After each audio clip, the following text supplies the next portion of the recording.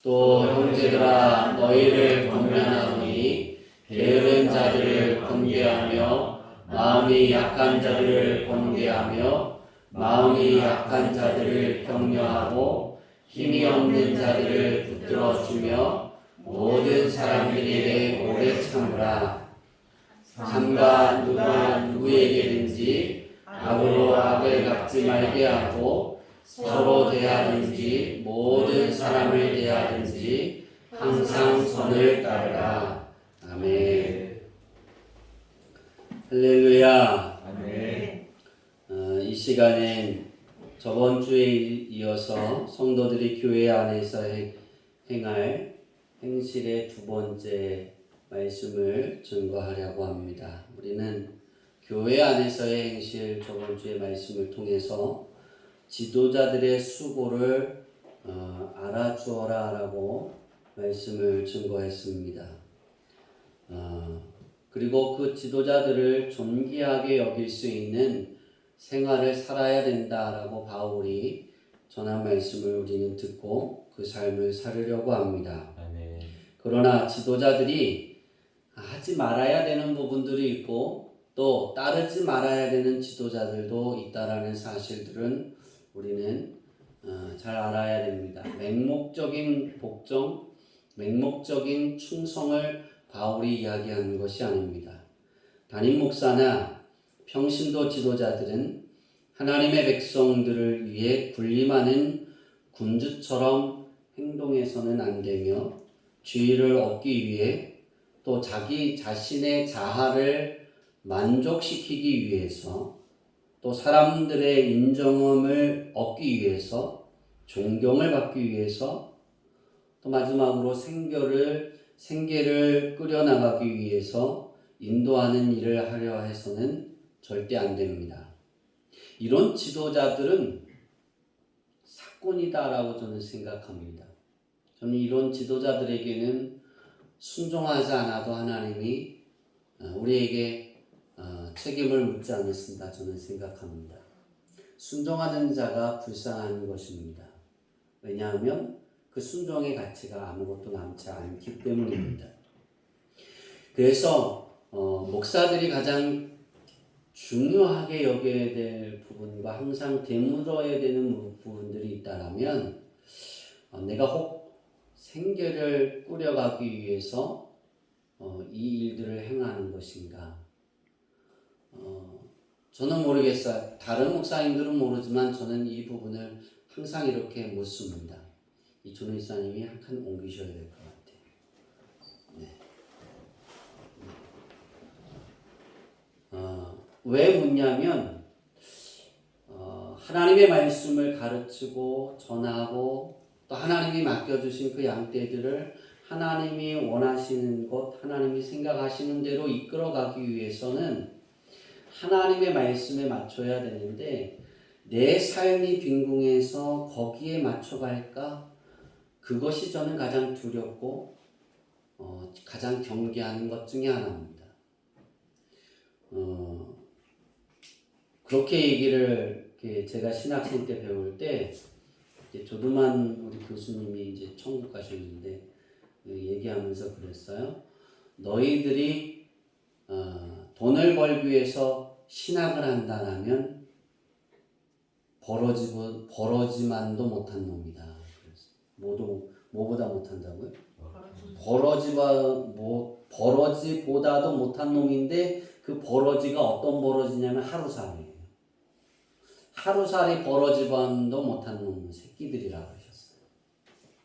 그러면서 저희에게 가르칠 때 돈을 보고 쫓아가지 말고 하나님을 보고 쫓아가면 그 생활을 먹이시고 입히시고 기르시고 채우시는 하나님을 경험하게 될 것이다. 아멘. 그러나 너희에게는 항상 가난함이 빈궁함이 계속해서 너희를 쫓아올 것이고 너희 안에 있을 것이고 너희는 그 삶에 살 것이다 그러셨어요.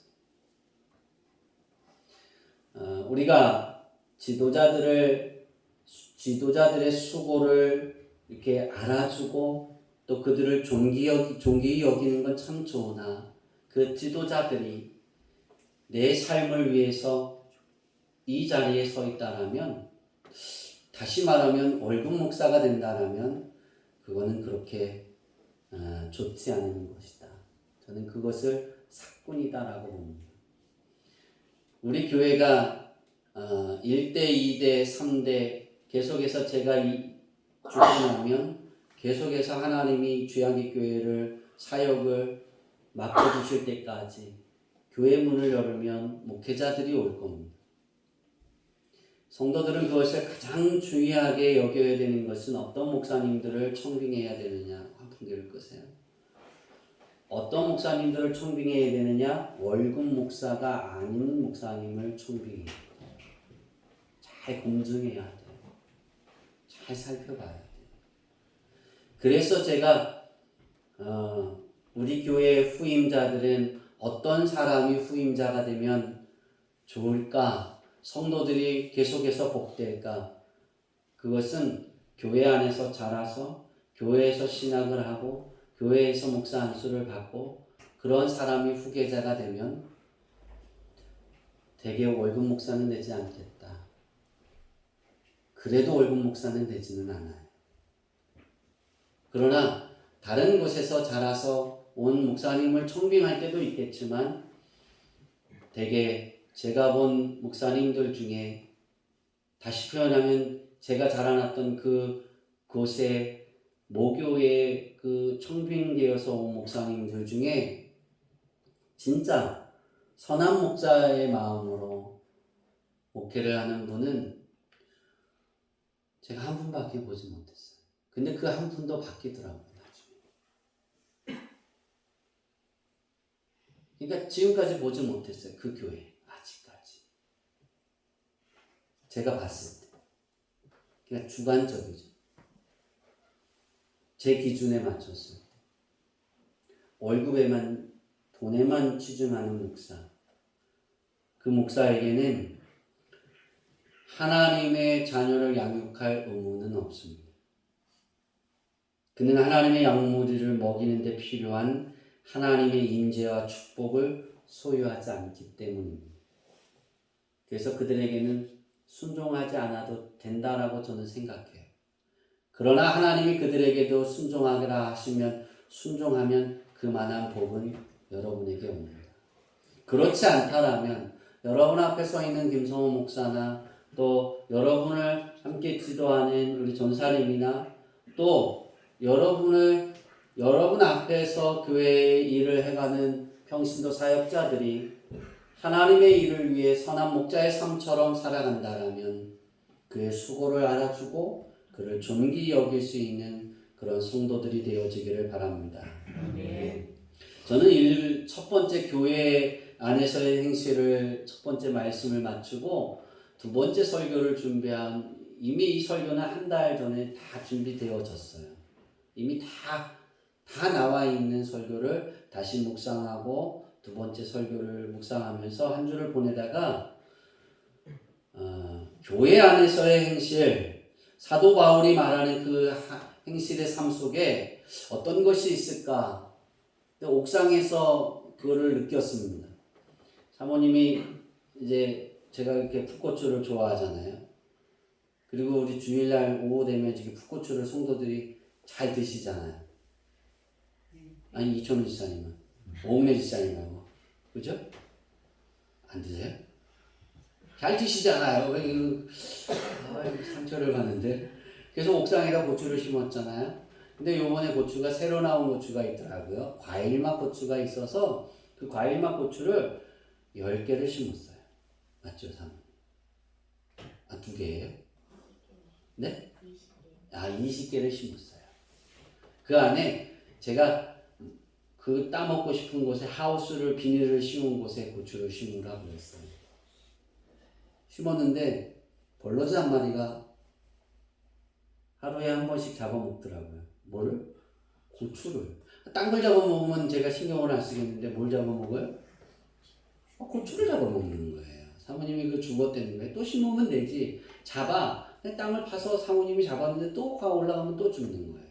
그래서 목요일쯤 돼서 제가 그랬어요. 그러면 그 벌러지를 찾아서 사진을 찍어서 내게 보내줘. 그랬어요. 그리고까지 갈 생각을 하지 않았어요. 별로.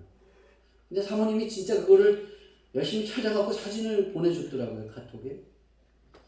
이제 설교를 이제 오후 예배 말씀을 준비하다가 그 사진이 딱 왔어요. 하나님께 기도했어요. 하나님, 어떻게 해야 될까요? 그랬더니 얘야, 이것이 빈 공간이야. 그러면서 그럼 이 빈 공간을 어떻게 채워야 될까요? 옥상의 빈 공간을. 자꾸 이렇게 죽이면 그게 빈 공간 되잖아요. 그렇죠? 고추도 안 열리잖아요.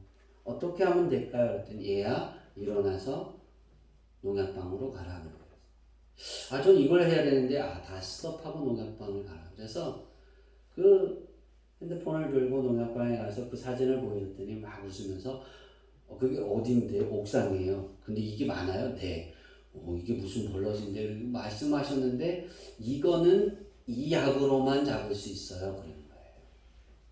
그래서 그 약을 사다가 빨리 사모님한테 주고 다시 이제 준비하고 뿌리라 그랬는데 사모님이 뿌렸을까요? 안 뿌렸을까요? 뿌렸을까요? 안 뿌렸을까요? 안 뿌렸어요. 갖다 주면 현장아 바로 뿌려야 되지, 그지? 점심을 먹었는데도 뿌렸을까요? 안 뿌렸을까요? 저녁을 먹었는데도 뿌렸을까요? 안 뿌렸어요. 제가 옥상 작업을 하면, 수도 작업을 하면서 왜 안 뿌리냐고 화를 내면서 그걸 뿌리라고 했어요. 이제 수도 이렇게 저녁, 그래서 한 8시쯤에 농약을 뿌렸어요, 저녁.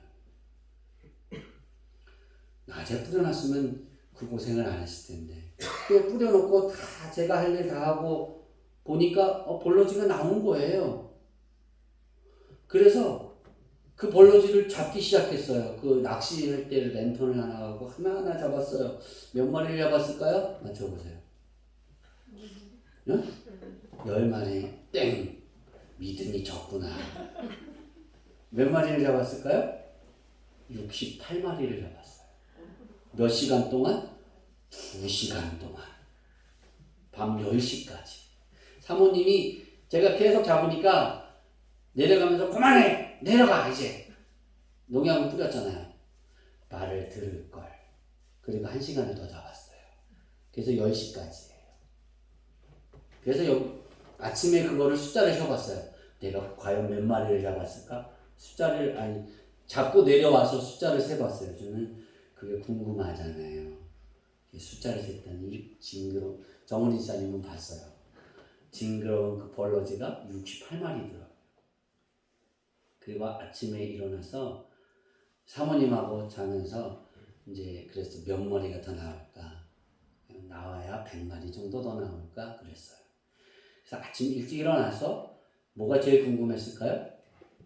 벌러지가 과연 더 나왔을까? 근데 오늘 이 빈 공간에 대한 말씀을 제게 성령님이 새벽에 말씀하셔서 이 빈 공간에 있는 그거를 머리에 갖고 있다가 옥상에 올라가기 전에 막 썼어요, 글씨를. 비서가 잘 보더라고요. 글씨 잘 썼대요. 일단 쓰고 한 30분 안에 쓰고 옥상에 올라갔어요. 그랬더니 벌러지가 많은 거예요. 죽기 시작했어요. 몇 마리를 주셨을까요? 이거 맞히면은 제가 10,000원을 선물로 드릴게요. 몇 마리를 주셨을까요? 이 숫자도 얘기 안 해요. 10,000원을 받고 싶지 않아요. 100마리 땡. 믿음이 적구나. 땡. 몇 마리였을까요? 245마리를 잡았어요. 그러니까 제가 그거를 잡아야 되겠다는 신념으로 농약을 뿌리고 열심히 2시간을 잡았잖아요. 그죠? 근데 뭐 해도 되는 거예요? 그냥 놔두고 약만 뿌려놓고 내려와서 푹 쉬었다가 아침에 올라가면 313마리를 주웠겠죠. 그죠? 근데 뭘 했다고요? 열심히 주웠어요. 그리고 아무리 흙을 뒤집어 엎어왔는데 10시까지 이렇게 랜턴을 이렇게 좁은 공간을 붙이는 공간을 막 뒤집으면서 했는데 이제 안 보이는 거예요. 더 이상 안 나올 거라고 제가 그랬어요.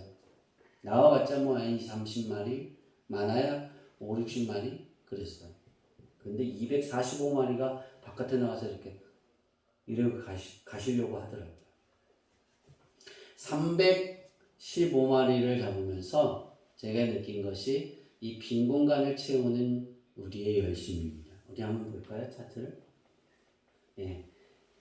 우리 마음에는 이렇게 다 채워져 있어야 되는데 내 마음에는 어느 순간에 빈 공간이 생깁니다. 자, 빈 공간이 어떻게 생겨날까요? 어떨 때 빈 공간이 생겨날까요? 네, 첫 번째 볼까요? 읽어볼까요? 시작. 생활의 필요가 채워지지 않았을 때. 네, 생활의 필요가 채워지지 않았을 때 빈 공간이 생깁니다. 옥상에 그 필요가 채워지지 않으니까 빈 공간이 생겨서 사모님이 자꾸 죽는다고 짜증을 내잖아요. 또 생활에 배고플 때 우리는 빈 공간이 생깁니다. 그죠? 그랬더니 아침에 일어나면 빈 공간이 생긴다니까 우리 비전은 안 생긴대요. 다 목사님 같지는 않대요. 그러나 하루에 한 번은 생기지 않을까요? 다 대답 안 하시는 분은 이틀에 한 번이에요? 3일? 일주일에 한 번? 성민이 2주에 한 번? 한 달에 한 번 먹어요? 아니죠. 하루에도 수십 번 먹죠. 우리가 생활에 필요가 채워지지 않을 때, 배고픔이 채워지지 않을 때 짜증나잖아요.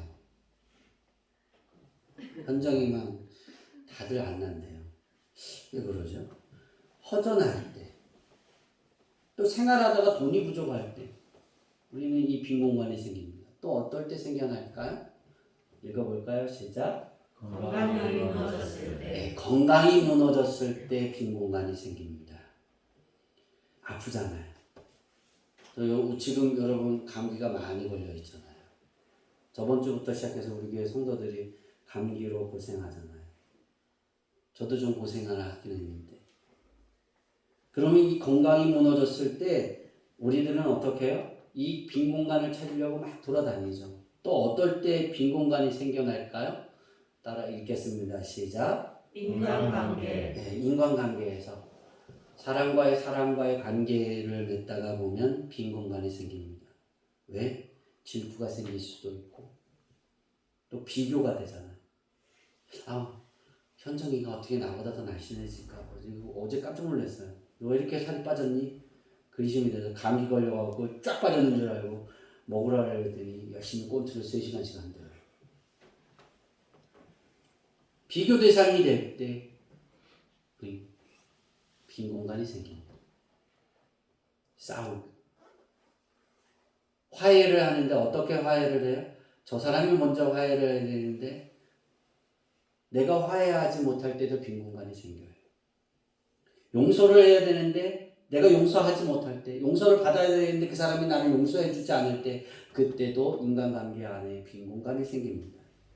그럼 우리는 어떻게 할까요? 이 빈 공간이 생길 때 우리는 내가 빈 공간을 채우려 할 때입니다. 생활이 필요할 때는 열심히 일하겠죠. 돈을 벌려 하겠죠. 배고프면 밥을 줄 사람을 열심히 찾겠죠. 저는 사모님하고 열심히 찾습니다. 옥상에 가서 안 내려오면 전화도 안 받으면 창문 열고 배고파! 하고 막 그럽니다. 그래도 바로 내려와요, 안 내려와요? 안 내려오더라고요. 20-30분 지나야 돼요. 짜증이 납니다. 위험한 거죠. 열심히 공부도 하죠. 일도 하겠죠. 건강이 무너졌으면 운동도 하겠죠. 병원도 찾아다니겠죠. 건강식품도 막 사서 먹겠죠. 인간관계 무너지면 그 사람과 어떻게 하든 화해를 해서 용서를 하고 어떤 일들이 있든 편안한 그 환경을 만들려고 노력하겠죠. 이것으로 해서 이 빈 공간이 채워지면 나의 노력으로 인해서 최선의 노력을 통해 채우게 되면 우리에게는 그 빈 공간이 다 채워질 줄 아는데 더 많은 수많은 빈 공간이 생겨진다는 겁니다. 나의 노력으로 끊임없는 노력으로 채웠는데 끊임없는 빈 공간이 생기는 이유가 뭘까? 욕심 그리고 욕망이 끝이 옵니다. 그리고 교만한 마음이 내 안에 욕심은 정도에 지나치게 탐을 내는 거예요. 배고픔을 하나를 채웠어요. 그러면 이것이 끝날 줄 알았는데 전에 배고픔은 밥하고 김치 하나면 됐어요. 근데 그 다음에 배고픔은 밥하고 김치하고 치킨하고 그 다음에는 뭐가 더해지고 자꾸 반찬 투정을 하게 되잖아요. 그죠? 왜 장모님 그러니까 위험한 거예요. 저는 반찬 투정을 가끔가다 합니다. 잘 안 해요. 달라고 하지. 주기 전에 뭐 먹고 싶다고 하지. 아, 그게 더 위험한 거예요? 이 끊임없는 욕심이에요. 무언가를 가지고 싶은, 그래서 무언가를 하고자 하는 그 욕망이 계속해서 타오르는 거예요. 채워지면 그 채워진 것으로 감사해야 되는데, 그래서 구멍이 그 교만한 마음에 더 생기고 더 생기고. 이것을 채우려고 내가 취하고 있는 것이 이것을 채우려고 해서 채워졌을 때 이것이 내 안에 기쁨이 되어져야 되는데 기쁨이 되어지지 않습니다. 누구도 그리스도인도 마찬가지라. 이 세상 사람들만 이렇지 않아요. 그리스도인들도 똑같다는 거예요. 이것이 반복되어진다는 거예요. 누구도 저 역시도 그렇다는 거예요. 우리 이걸 봐야 됩니다. 사도 바울은 이런 상황에 놓여 있는 교인들을 위해 어떤 행실을 취해야 하는지 오늘 본문에서 잘 가르치고 있는 거예요. 그럼 먼저 그리스도인의 삶의 빈 공간이 생겼을 때 우리는 어떻게 해야 될까요? 그리스도인의 빈 공간이 생겼을 때 하나님이 그 안에 있고 예수 그리스도가 그 안에 있는데 빈 공간이 생겼을 때 어떻게 해야 될까요? 어떻게 해야 될까요? 어떻게 해야 될까요? 하나님의 생각. 네. 어떻게 채워졌어요? 어떻게 채워졌어요? 다시 빈 공간이에요. 그리스도인의 마음에 빈 공간이 생겼어요. 어떻게 채웠어요? 하나님의 생각으로. 네, 하나님의 생각으로 채우는 거예요. 그럼 하나님의 생각은 무엇일까요? 주님이 나의 머리가 되는 거예요. 이 첫 번째는 오후 예배 때 다룰 거니까 지나가겠습니다. 주님이 생각나는 거예요. 하나님의 생각은 주님이 생각나는 거예요. 내 빈 공간이 되었을 때 주님의 사랑이 느껴지는 거예요. 열심히 일하고 노력하는 거예요. 하나님의 생각대로. 그러면 어떻게 될까요? 네. 그러면 채워지겠죠. 그런데 빈 공간이 또 보여요. 여지없이 우리의 욕심과 욕망과 교만한 마음들 때문에 빈 공간이 생길 때 어떻게 될까요? 빈 공간이 우리는 보일 때 이제 어떻게 해야 돼요? 주님이 필요합니다. 라고 말해요. 우리는 빈 공간이 생겨질 때 허무하다. 왜 이게 안 됐을까? 왜 이게 나는 없을까? 왜 돈이 부족할까? 열심히 일했는데, 열심히 운동했는데 왜 건강하지 않을까? 열심히 일했는데 현정이가 그 다음 주 된 열심히 3시간씩 권투해서 살을 뺐대요. 그 다음 주 뺐는데 80kg가 돼서 왔어요. 왜 나는 왜 목사님 또 나를 왜 나는 살이 빠지지 않고 다시 찔까? 현정이가 그랬어요. 운동 안 하면 다시 찌겠죠. 그런 얘기 하더라고요. 살을 뺄 때 죽을 때까지 할 수 있는 거로 하래요. 이어질 수 있는 거. 현정이가 답을 맞췄어요. 3시간 운동해서 뺐는데 3시간 운동 안 하면 어떻게 해요? 다시 찌겠죠. 그러길 바랬어요? 안 찔 수도 있어요. 노력하면. 그렇죠? 근데 빈 공간은 여전히 생긴다. 그때 우리가 그리스도인이 느껴야 하는 것은 주님이 필요할 때구나. 주님이 필요한 때구나. 세상 사람들은 방법을 찾습니다. 그리스도인은 어떤 것을 느껴야 되냐면 주님이 필요한 때구나. 누구에게? 나에게. 그게 돼야 돼요. 아멘. 그래서 빈 공간이 느껴질 때 예수님이 나를 초대하시는 것으로 받아들여야 돼요. 아멘. 그런 자는 하나님이 먹이시고 아멘. 하나님이 예쁘게 저처럼 이렇게 샥 입히시고 아멘. 기르시는데 여기까지밖에 안 컸어요. 기르시는 거예요. 할렐루야. 아멘. 빈 공간이 느껴졌을 때 세상 사람들과 같이 하지 마세요. 빈 공간이 느껴지면 실망하기도 하고 좌절하기도 합니다. 왜 그럴까요? 두렵기 때문에. 채워도 끝이 없으니까. 허무해서 이 빈 공간 때문에 자살하는 사람들도 있어요. 우울증이 오는 사람들도 있어요. 그리스도인은 그러면 안 돼요. 우리 어머니가 항상 그러더라고요. 예수를 믿는 사람은 우울증이 필요가 없어. 예수를 정말 인정하지 않기 때문에 우울증이 오는 거야. 그래요. 옳다라고 저는 봐요. 왜? 빈 공간이 생기니까 우울한 거거든요. 근데 이 빈 공간이 생기면 주님이 나를 초대하고 계시는구나. 그러면 얼마나 기뻐요. 그죠? 아멘. 좋은 곳을 준비해서 초대하고 하는 일인데. 그게 행복이지 않겠어요? 공간이 보일 때 예수님의 이런 초대를 우리는 느껴야 돼요. 수고하고 무거운 짐진 자들아 다 내게로 오라. 아멘. 수고하고 무거움을 지고 있는 사람들은 다 빈 공간이 생깁니다. 지쳐 있을 때, 힘들 때.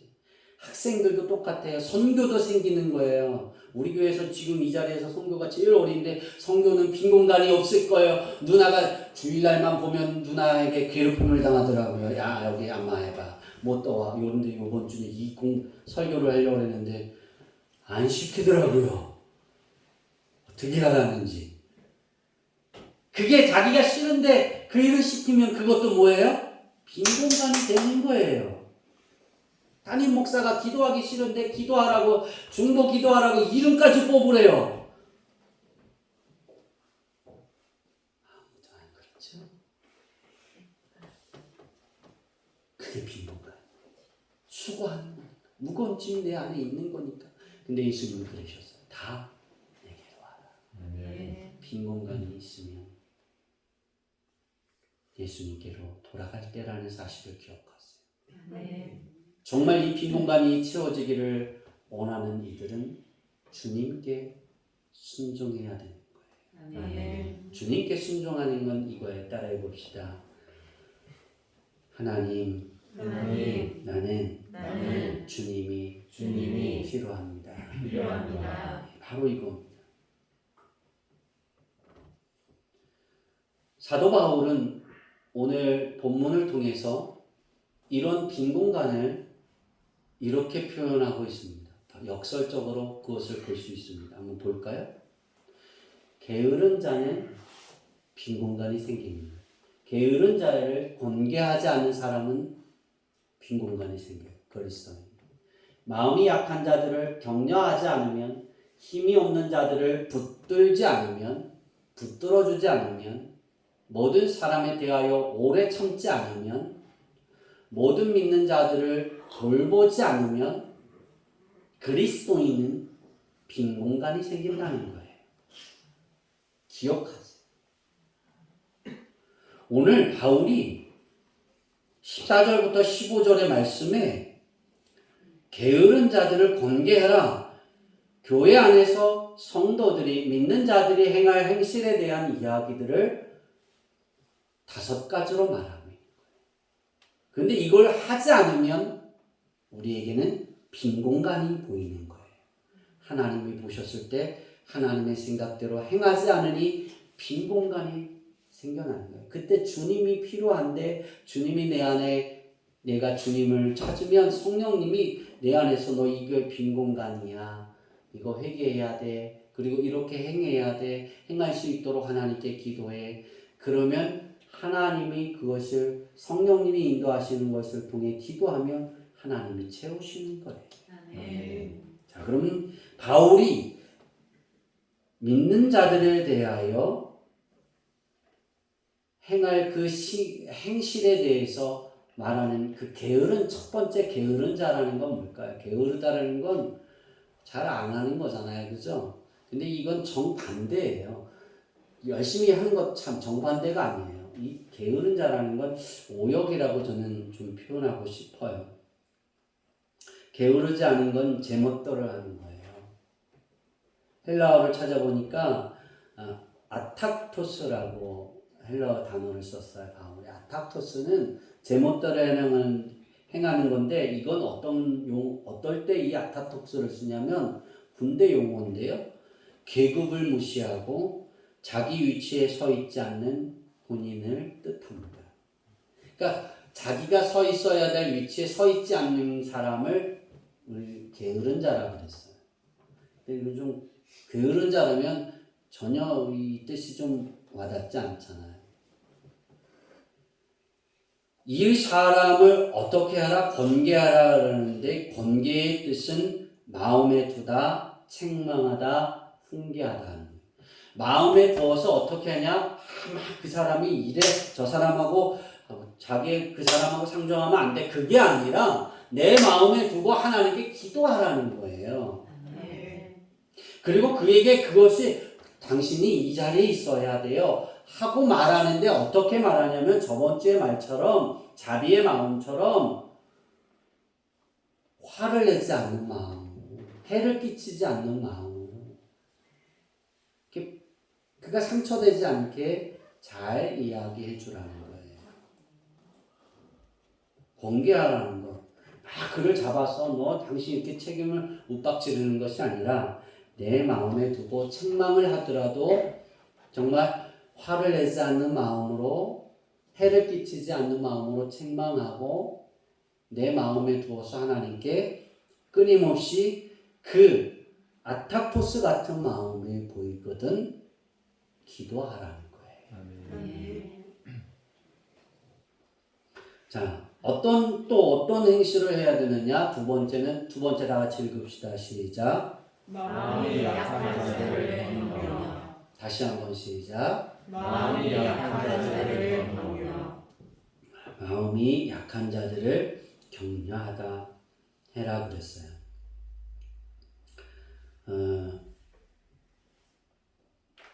헬라어의 마음이 약한 자들은 올리콥시쿠스라는 단어를 썼어요. 심약하고 소심하고 내성적이고 활기가 없는 사람들, 용기가 부족하고 겁이 많은 사람들, 쉽게 낙담하고 실망하는 사람들, 어려운 상황에 두려워하는 사람들, 이런 사람들이 마음이 약한 자다라고 했어요. 이런 사람을 격려하라는데 격려하다라는 헬라어의 뜻을 보니까 가까이 관계하다. 그냥 가까이 관계를 맺다. 가까이 가서 사랑하는 마음으로 위로하는 거예요. 그를 지적하는 마음이 아니라 위로하는 거예요. 그러한 우리 성도님들이 서로가 되었으면 좋겠습니다. 세 번째는 힘이 없는 자들을 붙들어 주어라 그랬어요. 이 힘이 없다는 것은 영적으로 약한 사람들, 유혹에 너무 쉽게 넘어가는 사람들, 그렇게 표현할까요? 너무 쉽게 부담스러워하는 사람들, 또 실패하고 탈선한 사람들, 예수를 믿다가 예수를 믿지 않은 사람들, 이런 사람들을 붙들어 주라 그랬어요. 붙들어 주다라는 헬라어는 안테케테스인데요. 이 사람은 이 말의 뜻은 강하게 붙들는. 다시 말해서 그 사람이 뛰쳐나가지 못하도록 강하게 붙드는 거예요. 이 강하게 붙드는 게 뭘까요? 기도하는 거예요. 하나님, 현정이에게 주님이 필요합니다.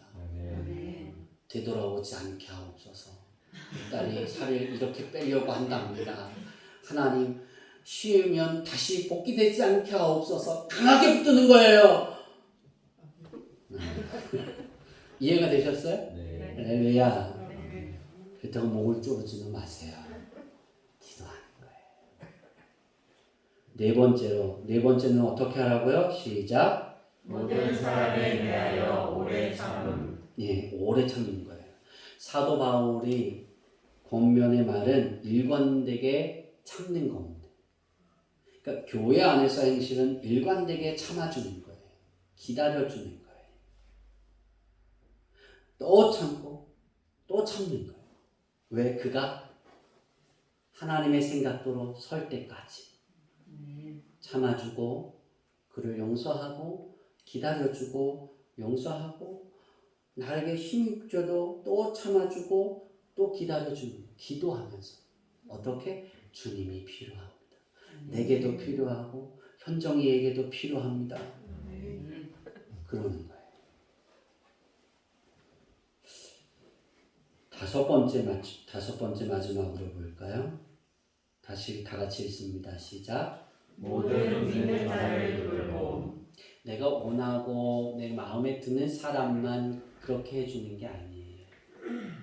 우리 주양기 교회 안에 서로가 있다면 오늘 영상으로 예배드리는 우리 오은혜 지사님이 영상으로 예배드리고 있잖아요. 이제 화천으로 갈 텐데 그러면 여러분 오늘 기계를 옮겨갈 때 사고 나지 않도록 기도할 수 있어야 돼요. 왜? 다 돌봐야 되는 거니까. 하나거든요. 하나의 지체예요. 한 사람이 감기 걸려서 아프면 나도 또 아픈 거예요. 그러니까 기도하는 거예요. 다 돌볼 수 있어야 돼요. 마음에 들지 않고 내가 싫어하는 스타일이어도 그가 나에게 하나님이 막 이렇게 붙여주신 하나의 지체이기에 우리는 돌볼 수 있어야 돼요. 어떻게 돌보느냐 따라해 봅시다. 믿는 자는 어느 누구에게든지 악을 악으로 갚지 말아라. 돌보다라는 뜻이 악을 악으로 갚지 않는다는 뜻이에요. 악이 들어오면 사랑으로 가세요. 이게 빈 공간을 채우는 거예요. 나의 빈 공간도 채우는 것이고 하나님의 생각은 바로 이겁니다. 예수님을 이 땅에 보내주신 생각은 이거고 우리 교회가 있는 자체 교회 안에 여러분의 삶이 왜 있어야 하냐면 교회 안의 성도들이 바로 이것이 되어야 되는 거예요. 내가 나의 삶에 나에게 상처를 주어서 마음이 아프게 해서 빈 공간이 되게 되면 주님이 필요합니다 하고 내가 그를 주님을 앞에 나가고 그에게 악을 갚는 게 아니라 악을 줬으니까 사랑을 주는 거예요. 그의 빈 공간이 채워져야 되기 때문에 다시 내게 악이 오지 않을 거 아니에요. 그렇죠? 그래서 용서하라 그러셨잖아요. 예수님이. 왜 그랬을까요? 한 대 때렸어요. 현정이가. 저를. 그럼 저는 어떻게 할까요? 한 대 때릴까요? 2대 때리죠. 그럼 현정이가 2대 맞고 저를 어떻게 할까요? 그럼 안 되는 거지. 내가 2대 때렸어요. 어떻게 될까요? 그렇지. 용서하는 거예요. 용서하면 한 박자가 쉬잖아요. 그죠? 그럼 또 4대 때렸어요. 또 용서가 가는 거예요. 왜? 내가 채워줘야 되잖아요. 그리고 상대방도 채워야 되잖아요.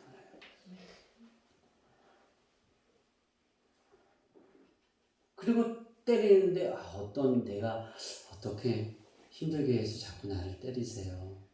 이제 때리지 않고 말로 죽이는 거예요. 말로 죽이는 게 아니라 예쁜 말을 하는 거예요. 묻는 거예요. 제가 뭘 고치면 될까요? 용서했으니까. 용서가 안 되면 이게 안 되는 거예요. 우리는 한다 주면 말로 주잖아요. 대로 받으면 말로 주는 속담은 우리 민족이잖아요. 예수님은 그렇지 않아요. 교회 행실은 그렇지 않아요. 빈 공간이 갚아지려면 악을 악으로 갚지 않는 거예요. 돌봐주는 거예요.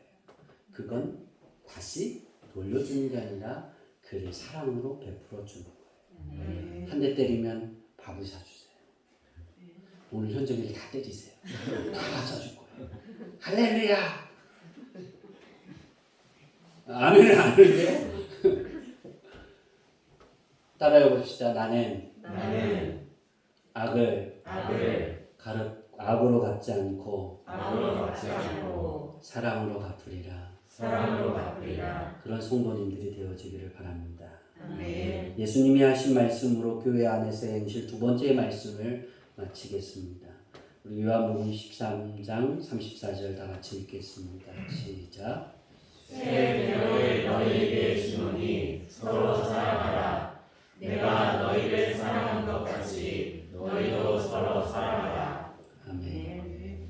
하나님의 생각대로 주양기 교회 안에서의 행실이 예수님의 사랑으로 채워줌으로 교회와 여러분의 가정과 여러분이 꿈꾸고 있는 그 비전과 응답받고 싶어하는 모든 기도의 제목들마다 하나님의 축복의 생기가 넘쳐나기를 축원합니다. 아멘. 기도하겠습니다. 하나님,